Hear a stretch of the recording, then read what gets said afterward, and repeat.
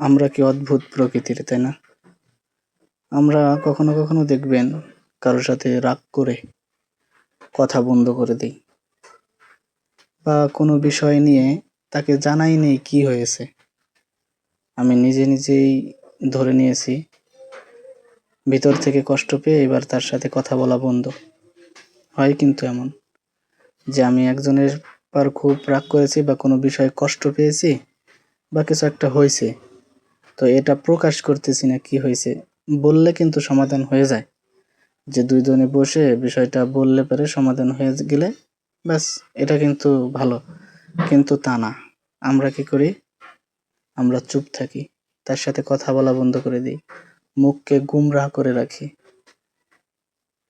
নিজের চেহারাকে কালো করে রাখি, মানে কি এক ভাব করে রাখি। এতে কষ্ট কার হয়? দুজনেরই হয়। যার সাথে কথা বলে না সে চিন্তায় থাকে কি হয়েছে, তার চিন্তা একটাই, কিন্তু যে চুপ করে থাকে তার ভিতরটা কষ্টে ভরে যায় আরো।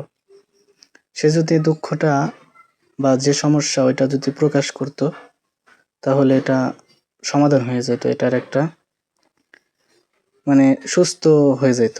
কিন্তু তা না রেখে যদি ভিতরে পুষে রাখে, তাহলে এটা তো ভিতরে থেকে তাকে আরো দুঃখ বাড়াবে, কষ্ট বাড়াবে, নিজেকে আরো তিলে তিলে মারবে।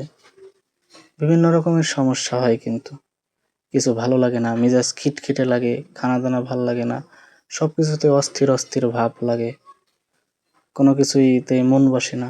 এই যে এই সমস্ত সমস্যা হয় কেন? ওই যে আমার ভিতরে কি হয়েছে এটা আরেকজনকে প্রকাশ করতে পারি না।